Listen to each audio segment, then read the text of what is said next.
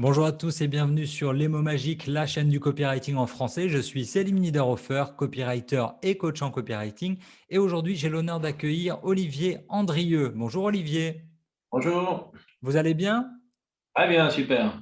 Bon, alors Le Olivier, soleil. pour ceux qui ne le connaissent pas, déjà c'est un crime. Si vous êtes copywriter, si vous créez du contenu, si vous êtes rédacteur, vous êtes forcément tombé un jour sur son site Abondance.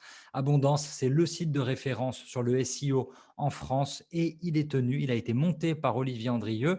Pourquoi je l'interviewe aujourd'hui? Parce que j'ai mangé en 2 soirées, mais je l'ai dévoré vraiment, son dernier livre qui s'appelle Le SEO en 500 questions. Il est édité chez Erol. Donc, je vous dis, je l'ai mangé vraiment en 2 soirées et j'ai noté sur mon petit calepin tous les points, toutes les questions qu'il faut absolument poser à Olivier. Si vous avez des questions, bien évidemment, vous lui les poserez dans les commentaires ou vous le contacterez directement sur les réseaux sociaux. Il est disponible. Sur Twitter, Olivier, vous êtes… Abondance_com. Voilà, Abondance.com. parfait, Voilà. on l'écrira, on le mettra sur l'écran. Mais c'est ultra instructif. Moi, je suis Olivier vraiment sur les réseaux parce que ça me permet de rester un peu au courant de ce qui se fait dans le SEO. Parce que même si je suis plutôt copywriter côté vente, de temps à autre, quand on rédige du contenu pour nos clients, c'est ultra important de savoir bien rédiger, de connaître les fondamentaux du SEO. Mais avant de parler des fondamentaux du SEO, moi, j'ai une question pour vous, Olivier. Bon, vous bossez sur le web, vous êtes référenceur, vous faites du SEO. Pourquoi sortir un livre en 2021? Qu'est-ce qui vous a pris? Vous en aviez déjà écrit en plus. Oui, j'en ai écrit une trentaine, oui. Et en fait, pourquoi sortir un livre? Parce que j'aime ça, déjà. Alors, clairement, hein, s'il y a des gens qui ont comme vision de devenir milliardaire en écrivant des livres, il faut oublier, hein, c'est pas pour ça. Mais en fait, ma vision, ma façon de voir mon métier, ça a toujours été de diffuser de la façon la plus large possible ce que j'apprends au quotidien. Je garde rien pour moi, en fait. C'est ma vision de la vie, quelque part. Dès que j'ai appris quelque chose, j'ai envie de le diffuser, de l'expliquer aux autres. Donc, les sites web et donc les livres. Donc, effectivement, le premier livre, c'était en 1994 et c'était Comment se connecter à Internet. Ah ouais. C'est Internet guide de connexion. Donc, comment se connecter à Internet? Il y a un bouquin, il était épais en plus. Bon, évidemment, aujourd'hui, ça fait sourire, mais finalement, chaque année, un bouquin. Et puis maintenant, j'en ai trois actuellement qui sont dans les bacs, on va dire. Et donc, le dernier, donc le SEO à 500 questions, parce qu'en fait, ça fait 25 ans que je fais ce métier, un peu plus même. Et en fait, je me suis aperçu qu'on me posait souvent les mêmes questions. C'était souvent les mêmes questions qui revenaient, soit dans les conférences, dans les formations, ou par mail, ou sur les réseaux sociaux, etc. Et donc, du coup, depuis quelques temps, je compile toutes ces questions. Et puis, lorsque je suis arrivé à 500, je me suis dit, tiens, ce serait peut-être pas mal de faire une grosse FAQ, hein, Frequently Asked Question, hein, mais l'idée, c'était vraiment de faire une question, une réponse, quelque chose d'assez bref, le plus clair possible, le plus pertinent possible, j'espère, mais surtout le plus concis possible pour avoir une réponse la plus claire aux questions qui sont vraiment le plus souvent posées sur le sujet, en fait. Bien sûr. Et vous le dites, hein, c'est ultra concis, c'est très très bien fait. Ça dépasse très rarement la page, hein. Vraiment, c'est des Ah oui, oui, paragraphes, oui. quoi. La réponse, c'est vraiment Ouais. sous format de L'idée, paragraphe. Donc, c'est 500 questions, mais il fait même pas 300 pages. Donc, ne vous attendez ouais, pas à un 250 vrai… pages. Et en fait, l'idée, c'est pas de faire des grandes argumentations, d'expliquer sur des pages. Ça, j'ai les autres bouquins Bien qui sûr. sont là pour ça. C'est juste une question, une réponse, une question, une réponse. C'est une grosse FAQ, en fait. Et l'idée, Super. c'est qu'on a le bouquin, on se pose une question, boum, on a l'index, on trouve la question, on trouve la réponse. Et, voilà. Et si on veut plus, il y a les autres bouquins. Exactement. Et puis, il y a des liens aussi. Il y a des liens, vous renvoyez à des vidéos, vous renvoyez à d'autres articles en ligne. Donc, c'est vraiment ultra bien fait. Moi, je le recommande, votre livre pour les, je dirais, débutants au niveau intermédiaire. On va vraiment apprendre beaucoup, beaucoup de choses. Maintenant, peut-être quelqu'un qui est ultra fort, ce qui n'est pas mon cas. Moi, en SEO, je ne suis pas ultra calé, hein. Je me considère entre débutant et intermédiaire. Je pense qu'on peut apprendre vraiment beaucoup de choses. Une autre question, pardon, sur l'écriture en elle-même. Combien de temps ça vous a pris de compiler tout ça? En fait, c'est très rapide, hein. Parce qu'en fait, les questions, je les avais. parce que je les avais compilés au fur et à mesure. J'ai la chance d'écrire vite, donc ça, Oui. c'est vraiment… je suis pour rien, je suis tombé dans la marmite quand j'étais petit. Donc, j'écris très, très vite. Ça m'a pris le temps de rédiger. Après, bon, la mise en page, c'est l'éditeur, mais moins d'un mois, ouais. Moins d'un mois à côté du boulot, quoi, hein. C'est pas un D'accord. mois. Ouais, ouais, c'est Mais pas un mois où on s'arrête, non, c'est en plus du travail. quelque part, je n'avais pas de recherche à faire parce que les réponses, je les ai. Donc, ouais, voilà, ouais. Ça a été assez rapide en fait. Et puis, bon, comme il y avait le confinement l'année dernière, on a un petit peu plus. Comme je ne me déplaçais plus, j'avais du travail à côté, mais à distance, on gère mieux le temps. Et du coup, j'avais un petit peu de temps. Je me suis dit, tiens, je pourrais écrire un livre. Et voilà. Pour écrire un 30e livre, allons-y. Voilà. Bon, mais c'est vraiment génial. Et en plus, alors je dois ajouter un truc quand même, Olivier, vous êtes un sacré menteur parce qu'il n'y en a pas 500 des réponses, mais il y en a plus que ça. C'est-à-dire qu'on se dit à 500, on va s'arrêter. Non, il y a encore du bonus. Donc, C'est merci. bon. Vraiment chouette, très très chouette pour ça. Première question, vraiment pour ceux qui démarrent dans le SEO, il y a un dessin qui m'a marqué dans le livre. C'est une pyramide. Est-ce que vous pouvez nous parler de cette pyramide qui structure le SEO? Cette pyramide, elle est en 3 étages. Moi, dans ma tête de débutant, pour moi, le SEO, c'était vraiment ultra important. C'est le texte avec les mots-clés. Mais en fait, c'est pas ça le premier étage de la pyramide du SEO. Est-ce que vous pouvez nous en parler? Ouais, le premier étage, c'est la technique en fait, hein. En fait, je compare souvent le SEO à une recette de gâteau. Pour faire des gâteaux, il faut des ingrédients, il faut un moule et il faut un four pour la plupart des recettes. Ben, c'est exactement la même structure que le SEO. Le moule, ben, c'est le premier étage de la pyramide aussi, hein. Le moule, c'est la façon dont le site est fait. Si vous avez des super ingrédients, mais que vous n'avez pas de moule, vous ne ferez jamais un bon gâteau. Et puis le four, il va pas être très content non plus. Donc d'abord, il faut un bon moule pour faire un gâteau. Et donc la base de tout, c'est d'avoir un site qui est bien configuré techniquement. Il y a des règles, hein, voilà, il y a des balises, il y a un certain nombre si on utilise WordPress ou autre, une plateforme, bah, il faut bien la configurer. Voilà, il y a des choses techniques à savoir. C'est pas obligatoirement super compliqué, mais si on les a pas, vous pouvez faire ce que vous voulez, ça fonctionnera pas. Donc c'est vraiment la première étape, c'est d'avoir un site qui est Google friendly, hein, SEO friendly, qui est bien configuré, parce que sans ça, ça va être compliqué. Ok, alors Après, on va si passer… on démarre, pardon de vous interrompre, si on démarre et qu'on ne connaît pas trop ça, on confie cette mission à qui? Ça s'appelle un développeur, ça s'appelle comment la personne qui va nous configurer un site? en référenceur. C'est le SEO qui va faire ça, c'est son métier, hein. Son métier, Ok, c'est de configurer le CMS, la plateforme, l'outil de création de site. Alors, on peut déjà faire pas mal de choses soi-même, hein. Il y a quand même, c'est pas très très compliqué non plus. Après, ça peut devenir compliqué en fonction des ambitions qu'on a en termes de SEO, du nombre de pages, de l'âge du site. Enfin, il y a pas mal de critères qui font que ça peut à un moment donné devenir un peu compliqué. Mais gérer un titre, gérer des balises H1, H2, H3, ou gérer une métadescription ou des mots en gras, c'est vraiment à la portée de tout le monde aujourd'hui, hein. C'est pas d'une complexité folle. Si on veut aller, et plus on voudra aller loin, et plus évidemment, il faudra peut-être à ce moment-là recourir aux bons soins d'un référenceur. Ça, c'est possible. bien sûr. Mais déjà, à la base, on peut faire 60-70% du boulot sans problème, hein.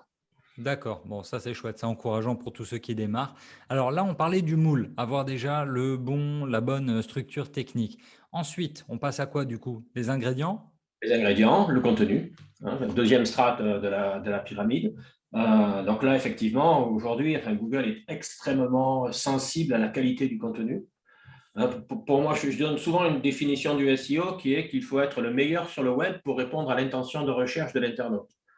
Donc, on va avoir en face de nous un internaute qui veut faire une recherche, qui a une intention de recherche, il cherche quelque chose, il va utiliser un moteur. Bah, il faut être le meilleur. Voilà. Il faut être le meilleur pour répondre à cette intention de recherche. Donc, lui, il va l'exprimer sous la forme d'une requête, hein, de mots-clés, hein, d'une expression qu'il va taper dans un formulaire de recherche. Et donc, il faut que Google détecte notre contenu, bien sûr.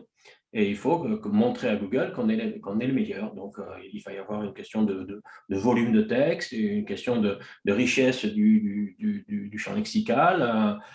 Et surtout et avant tout, c'est un état d'esprit. je veux fournir un contenu de qualité. C'est Bien ça le sûr, plus bien sûr. important. C'est déjà regarder, je vise une requête, je tape la requête, je regarde déjà ce qui sort, hein, avant que j'intervienne, avant que j'arrive. Comment est-ce que Google comprend la requête et qu'est-ce que les autres disent? Ben voilà, il faut être au moins 2 fois meilleur que ce qui est en ligne. C'est C'est assez ça, simple le SEO, hein. c'est de la compétition permanente par rapport aux Ouais, concurrents. Qui fait le meilleur ouais, contenu? Qu'est-ce qu'on peut aller bien prendre sûr. chez eux? Comment on peut l'améliorer? D'accord, et alors la troisième, étape, le troisième étage de notre pyramide, ce serait quoi? Une fois qu'on a du bon contenu? Ah Imaginons, ben, ouais, je suis c'est super le content, lien. j'ai fait du bon contenu, mais personne ne me voit. Qu'est-ce qui se Il passe? faut il faut devenir populaire. La popularité, c'est le lien qui va le fournir, hein. C'est comme si on va mettre le gâteau au four pour le faire mijoter. Ben là, c'est pareil. Il y a le lien est important, donc il faut que les autres sites votent pour vous. Et pour que les autres et le vote, c'est un lien. Google va considérer qu'à partir du moment où un autre site fait un lien vers le vôtre, ben, cet autre site a voté pour vous et ça va faire augmenter ce qu'on appelle le page rank, c'est-à-dire la popularité de la page et du site. Et plus un site est populaire, plus il a de liens, plus il y a d'autres sites qui votent pour lui, plus il est populaire, et plus il est populaire, meilleur est son classement. Parfait, je crois que c'est extrêmement clair, extrêmement super clair. Et alors du coup, ma première, on va dire, donc qui sera ma deuxième question, je suis arrivé à la page 43 et là j'ai flippé. Là j'ai eu très très peur quand j'ai lu que vous disiez se reposer sur le SEO à 80% pour son trafic, c'est trop. C'est comme si vous mettiez tous vos œufs dans le même panier. J'ai flippé, j'ai regardé mes chiffres sur mon blog perso où j'étais parfois à 82%, 87%. Mais comment on fait alors? Parce que le travail du référenceur, c'est quand même ça, c'est quand même de permettre de donner du trafic. Comment on fait pour équilibrer alors les sources de trafic? Qu'est-ce qu'il faut Ouais, faire? si on fait tomber le panier, hein, les œufs se cassent et on ne peut plus faire de gâteau. Voilà. En fait, oui, l'idée, c'est vraiment de ne pas être dépendant d'un trafic qu'on ne maîtrise pas. Hein, Google, c'est 10 modifications de l'algorithme par jour. Hein, l'algorithme de classement, par chaque jour, il y a une dizaine de modifications. Donc, c'est vraiment un système mutant qui change tout le temps, avec 3-4 grosses updates, de grosses mises à jour chaque année, où là, les résultats changent beaucoup. Donc, enfin, ça fait 25 ans que je fais ce métier et vraiment, tous les sites qui ont perdu beaucoup de trafic, qui viennent voir un référenceur derrière en disant au secours, on a Qu'est-ce qui s'est perdu passé, une bien grosse sûr? partie du trafic. C'était toujours des sites qui avaient 70-80% de trafic venant de Google. Et c'est normal, ils sont dépendants d'un trafic qu'ils ne maîtrisent pas. C'est comme si une entreprise avait un seul client ou Bien deux sûr. clients. Ouais. Le jour où il y en a un des deux qui ne commande plus, ben oui, c'est la galère. Donc, c'est exactement la même chose. Donc, en fait, il y a plusieurs sources de trafic, hein. Il y a le trafic direct, hein, les gens qui tapent directement l'adresse, hein, dans la barre du navigateur. Il y a le trafic par les liens, donc les gens qui cliquent sur des liens pour arriver jusqu'au site. Il y a le trafic SEO par les moteurs. Il y a les réseaux sociaux. Il y a le mail. Voilà. Enfin, il y a différentes sources de trafic. Et il faut essayer d'avoir une stratégie de visibilité globale en disant ben, je vais faire du SEO, mais je vais essayer aussi d'être présent. Alors pourquoi pas, je dis n'importe quoi, mais pourquoi pas une pub télé, Bien une sûr. pub radio locale ou télé locale aussi, ça coûte moins cher. Enfin, on peut imaginer pas mal de choses avec l'adresse ou tout simplement, je sais pas, je fais des tote bags pour donner mes produits aux clients qui viennent dans ma boutique. Ben, évidemment, je vais mettre l'adresse du site web dessus. Voilà, tout ça, ça fait du trafic direct ou des liens. Je vais essayer d'avoir d'autres sites qui font des liens vers mon site. Donc voilà, ça va faire du trafic par les liens. Enfin voilà, il faut multiplier les sources de trafic, mais ne pas dépendre d'une seule en particulier, Bien parce que sûr. c'est beaucoup trop dangereux en fait. Et même si on faisait bien son travail, même si on répondait aux guidelines de Google, même si on était vraiment ultra clean sur le SEO, on peut quand même prendre des gifles, on peut quand même baisser en trafic ou c'est modéré quand même. Si on essaie de suivre les… Honnêtement, si on fait du travail de bonne qualité, c'est hyper rare qu'on prenne des gifles. On va plutôt monter en règle Bien générale. sûr. On va plutôt prendre la place de ceux qui prennent des gifles, Ouais, qui eux ne savent pas bien. Mais enfin, tout ça, c'est de l'algorithmie. Tout ça, ça reste des maths. Donc, il y a parfois des dégâts collatéraux. Il y a parfois des bugs chez Google aussi, hein. J'ai eu plusieurs cas à gérer où finalement on s'est aperçu que c'était un bug chez Google. Et que le site il avait sauté parce que c'était Google qui avait mal fait son boulot. Ça arrive, hein. Enfin, tout le monde il y a des bugs partout, hein. ils Et sont parfois c'est chez. humains. Ils sont humains finalement. Bah oui, mais oui, il y en a quelques-uns là-bas. D'accord. Bah, j'ai une question copywriting là vraiment pour vous.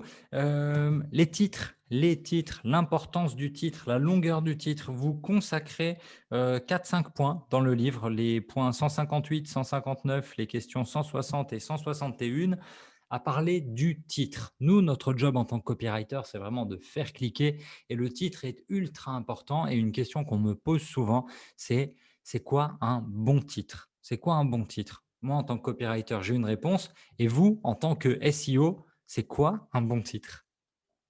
Un bon titre, c'est la balise title, hein, là, en termes de SEO, la balise title, donc c'est celle qui va apparaître dans l'onglet du navigateur et qui apparaîtra cliquable dans les résultats de recherche de Google.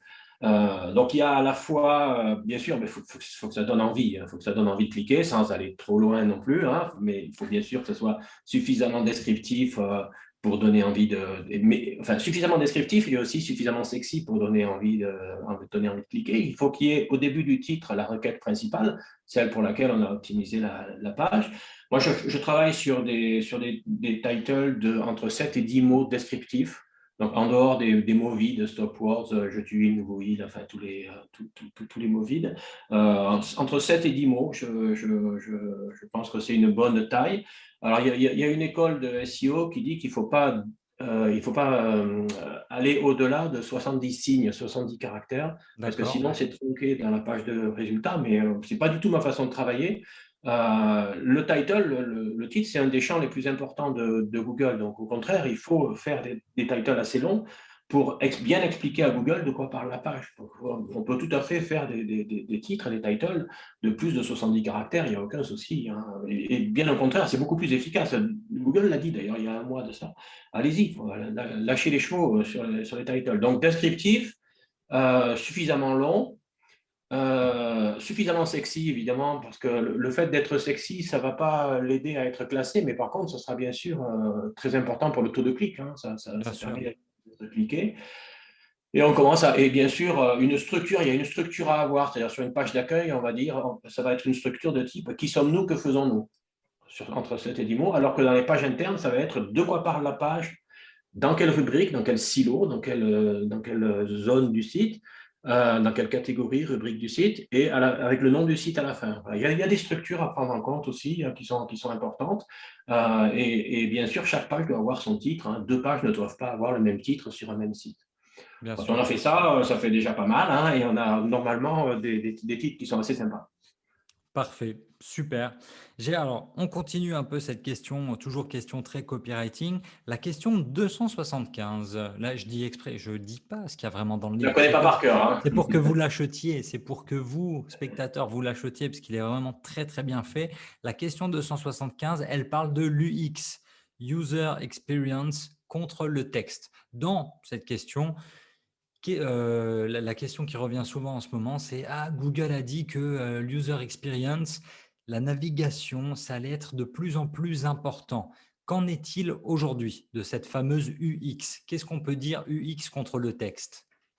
Alors, l'UX, donc, ouais, c'est l'expérience utilisateur, hein, est-ce que est-ce que la page ça va s'afficher vite? Est-ce que c'est agréable à visualiser? Enfin, bon, c'est vraiment l'expérience utilisateur. Est-ce qu'on est bien sur un site ou pas? Si on voit l'UX, la rencontre de l'UX et le SEO comme l'UX est un critère important pour être bien classé, je dis non. Clairement, ce n'est pas un critère important pour être bien classé. Ce n'est pas parce qu'une page s'affiche vite qu'elle est pertinente, que son contenu est pertinent. Ce serait stupide de la part de Google de penser ça. La compatibilité mobile, c'est un critère qu'on peut éventuellement prendre en compte, mais bon, c'est normal. Aujourd'hui, un site, il est compatible mobile. C'est un peu dans le Il n'y cas a pas de d'échéance. discussion. Il n'y a pas de discussion, voilà. En fait, l'UX ne permet pas d'être bien classé aujourd'hui, dans les faits, hein, clairement. Par contre, l'UX va prendre la suite du SEO pour convertir. Ça, oui, bien sûr, parce que si le SEO, le métier du SEO, c'est de faire venir du trafic sur un site. Sauf que si le site est pourri, on fait venir du trafic et puis bon, l'internaute, il dit mais qu'est-ce que c'est que ce machin? Et il repart. Donc, quel Bien est sûr. l'intérêt? Et donc, ça ne convertit pas et donc, évidemment, l'objectif n'est pas rempli. Donc, le SEO, c'est je fais venir un internaute sur le site, si possible pour des requêtes qui correspondent à l'activité du site, bien sûr. Et l'UX, lui, il prend l'internaute et il dit, bon, maintenant, achètes, tu t'inscris, tu fais ce que tu remplis l'objectif, quoi. Tu convertis, tu transformes. Et en fait, pour moi, l'UX, c'est plus une suite du SEO plutôt qu'une façon d'être bien classé. Aujourd'hui, dans le constat, hein, clairement, je ne vois pas de critère UX qui permet d'être bien classé. Ce qui permet d'être bien classé, c'est de répondre avec qualité à l'intention de recherche de l'internaute. Ça, c'est important. L'UX, c'est après que ça se passe. Donc, pourtant, je ne dis pas que l'UX n'est pas important. L'UX est capital. Mais s'il n'y a personne qui vient, l'UX n'aidera pas à grand-chose. Bien sûr, donc on reste un peu sur du content is king pour le moment. Le SEO, le contenu, ça reste ultra important. J'ai une dernière question, enfin non, c'est l'avant-dernière, mais dernière question vraiment technique. C'est les questions 299 et 300 de votre livre. Est-ce que vous pouvez un peu nous expliquer ce que c'est le champ lexical? Comment est-ce qu'on trouve? Parce que très souvent, on va dire les débutants, ceux qui se lancent dans un blog ou n'importe quel site, on parle de mots-clés. Comment est-ce qu'on trouve des mots-clés? Qu'est-ce qu'un mot-clé? Pourquoi c'est important un mot-clé? Okay. Il y a deux choses qui sont le mot-clé, la requête et le champ lexical à côté. Imaginons, alors j'habite dans un petit village. J'ai le droit de parler d'alcool? Mais bien sûr, évidemment, nous sommes sur YouTube, sur une chaîne pour adultes, et surtout, J'habite je suis un petit alsacien comme village. vous. Parfait. J'habite un petit village en Alsace qui a une particularité. Hein, le village s'appelle Heiligenstein et il a une particularité qu'il y a dans ce village un cépage qui s'appelle le Klevner, qui est le huitième cépage alsacien et c'est un excellent vin blanc qui se boit depuis l'apéritif jusqu'au dessert. Voilà, j'ai fait ma petite page de pub pour le village et ça ne se fait qu'ici. Donc, si je suis viticulteur ici, et que je me dis, la particularité de mon activité, c'est que je vends du Klevner. Donc, je vais essayer d'être bien référencé lorsque quelqu'un tape le mot-clé Klevner. Je vais quand même essayer de voir si c'est tapé. Donc là, pour ça, je vais utiliser le planificateur de mots-clés de Google, qui est un outil gratuit. Il faut juste avoir un compte Google et un compte publicitaire, enfin, pour mettre de la publicité, mais ce n'est pas la peine d'avoir des campagnes actives. Et je vais taper Klevner, et puis Google va me dire, c'est demandé chaque mois, je ne sais pas moi, 2000 fois ou 3000 fois. Donc, je dis, oui, c'est pas mal, OK, c'est un bon trafic potentiel. Donc, il y a d'autres outils qui se basent tous sur les données de Google, mais qui vont donner des petites informations en plus. Mais voilà, il y a des outils qui permettent de trouver les requêtes et le volume de recherche. Et à partir de là, je me dis, c'est suffisamment demandé pour que j'essaie de me positionner. Donc, je dis, voilà, Klevner, OK. Donc, je vais le mettre dans le titre, je vais le mettre dans les intertitres, je vais le mettre en gras, je vais le mettre dans l'URL, je vais le mettre dans les zones chaudes de la page. Et ça, c'est l'optimisation de la page pour le SEO. Et puis, je vais essayer d'avoir des liens ensuite. Donc, je vais avoir les trois strates de la pyramide qui vont se remplir avec les balises, le texte. Je vais expliquer longuement ce qu'est le Klevner, etc. Et je vais essayer d'avoir des liens. Donc, ça, j'ai optimisé. Lorsque je vais écrire, donc il y a la partie requête mots-clés, donc outil planificateur de mots-clés de Google, mais je vais aussi essayer d'écrire un texte qui a un champ lexical très large. Et un champ lexical riche et large, c'est un champ lexical qui contient beaucoup de mots qui expliquent à Google ce qu'est le Klevner. Donc, je vais parler de vin d'Alsace, de vin blanc, de Savagnin rose, puisque c'est le cépage de départ, de Heiligenstein, d'Alsace, de route du vin, etc., etc. Donc, des synonymes et des mots qui sont en rapport avec le Klevner. Eret Vance, qui est la personne qui a introduit le vin en 1742 à Heiligenstein. Je suis imbattable sur le Klevner. On est prêt. En plus, il est super bon. Voilà, donc viticulteur, vigneron, voilà, etc., etc., etc. Vigne, bien sûr. Et donc, beaucoup de mots qui expliquent à l'internaute, mais aussi à Google, ce qu'est le Klevner. Et ça, c'est le champ lexical, en fait. Et il y a aussi des outils comme YourTextGuru, comme 1.fr, comme les métamots, comme SEO Quantum, etc., qui aident à identifier les champs lexicaux. Donc, on va taper Klevner, il va dire, OK, vin blanc, Alsace, etc., etc. Mais sinon, on le fait avec tout simplement en faisant un brainstorming. Et plus il y aura de mots, plus le champ lexical sera riche, donc plus il y aura de mots qui expliquent la requête, mieux les algorithmes sémantiques de Google comprendront ce qu'est le Klevner, et meilleur sera le classement derrière. Parfait. Voilà, c'est ultra, ultra clair. J'aurais aimé commencer le SEO avec vous il y a 10 ans. Ça m'aurait fait gagner du temps quand même. Ça aurait été plutôt pas mal. En parlant de perte de temps et de parler dans le passé il y a 10 ans, l'avenir. J'ai reçu une question d'une de mes clientes, en fait, qui est référenceuse. Elle m'a dit: «Oh, trop de la chance, tu interviewes Olivier Andrieux. Pose-lui la question. Comment est-ce qu'il voit l'avenir de notre métier de SEO?» Qu'est-ce que vous voyez d'ici 3 ans, d'ici 5 ans? Est-ce que l'intelligence artificielle, ça change quoi que ce soit? Et qu'est-ce que vous voyez pour, le futur proche, pour le métier de SEO? Alors oui, bien sûr, alors l'intelligence artificielle va permettre aussi de générer un certain nombre de choses de façon intéressante, d'automatiser un certain nombre de choses qui peuvent être intéressantes.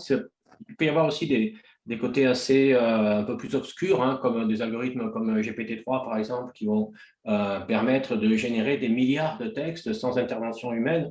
Ça me fait un peu peur en termes de SEO parce qu'en fait, il va y avoir une énorme vague de contenu de plus ou moins bonne qualité qui risque de noyer le contenu de bonne qualité. Donc, en fait, il y a deux façons de voir le SEO. Il y a le côté white hat et le côté black hat. Donc, white hat, le chapeau blanc, c'est on essaie de faire du travail pérenne, on reste dans les règles qui sont édictées par Google. Et puis il y a le côté black hat où il n'y a pas de pérennité, on essaie de tricher et puis on essaie de contourner les règles, de manipuler les algorithmes de Google. Ce que je vois, c'est que à l'heure actuelle, j'ai l'impression que le côté black hat devient un peu la normalité. Et ça me gêne. Ça me gêne un peu quand même parce que, en fait, apprendre à tricher aux gens, je suis pas sûr que ce soit une bonne vision. Et j'ai peur pour le métier. J'ai peur pour le métier. C'est la principale évolution que je vois en fait dans ce métier depuis quelques années. C'est qu'on est en train de glisser petit à petit du white hat pérenne au black hat triche. Et j'ai un peu peur enfin, ça devient absolument impossible de valoriser ce métier à partir du moment où il est basé sur la triche, quoi. Ça me Ouais, semble un peu bien sûr. compliqué. Donc on verra comment ça. Alors, après, moi, je connais plein de gens qui font du black hat et je les apprécie humainement. Je veux dire, c'est pas un problème. Je ne juge pas. Je trouve que c'est difficile ouais, de valoriser un métier quand il est basé sur la manipulation et la triche, quoi. C'est un peu difficile. Donc pour le métier, j'avoue que je ne suis pas super confiant. Bon, on verra comment ça se passe. On verra aussi comment les moteurs de recherche réagissent par rapport à ces techniques, parce qu'il y a certaines techniques à l'heure actuelle de triche euh, pour lesquelles Google ne fait quasiment rien en face. Il laisse D'accord. faire, et ça c'est peut-être pas normal. Et puis quelque part, ça encourage aussi. Donc on verra comment tout ça évolue. En même temps, ça fait presque 30 ans que le métier existe, hein, et il est toujours là. Il est toujours là. Il a évolué, bien sûr, hein. Donc, ouais, on verra. Pour moi, la clé, elle est là. C'est quelle est l'évolution en termes de white hat, black hat. Est-ce qu'il y a de plus en plus de gens qui vont passer du côté obscur de la force ou est-ce qu'on va rester des Jedi? Je ne sais pas. On Parfait. verra. Ça c'est une belle conclusion, des belles références, on adore. Bon, bah, écoutez, merci beaucoup Olivier Andrieux, c'est très très chouette. Et alors le mot de la fin, je vous le laisse. Voilà, le SEO en 500 questions, il est pour qui? Il faut le lire pour quoi ce livre? Ah, bah, de 7 à 77 ans, comme Tintin. Non, en fait, c'est quand on se pose des questions, quand on se pose plus d'une question sur le SEO par jour, bah, je crois que c'est bon. On est dans la cible. Parce que bah, j'espère que les gens auront la réponse dans le Ah, livre. parfait. Bon, normalement, vous la trouverez si vous lisez le SEO en 500 questions d'Olivier Andrieux. Je mets le lien dans le descriptif sous la vidéo. Je vous remercie d'avoir suivi la vidéo. Si elle vous a été utile, vous laissez un pouce en l'air, vous laissez vos questions, vous les posez directement à Olivier ou vous me posez vos questions et j'y répondrai en vidéo si la question elle est pour tout le monde. Vous n'oubliez pas de vous abonner non plus et de récupérer Copywriting Cash, votre ebook gratuit pour découvrir les secrets des meilleurs copywriters. Je vous dis à très vite pour une nouvelle vidéo pour mieux écrire. Et d'ici là, n'oubliez pas, votre histoire, c'est à vous de l'écrire.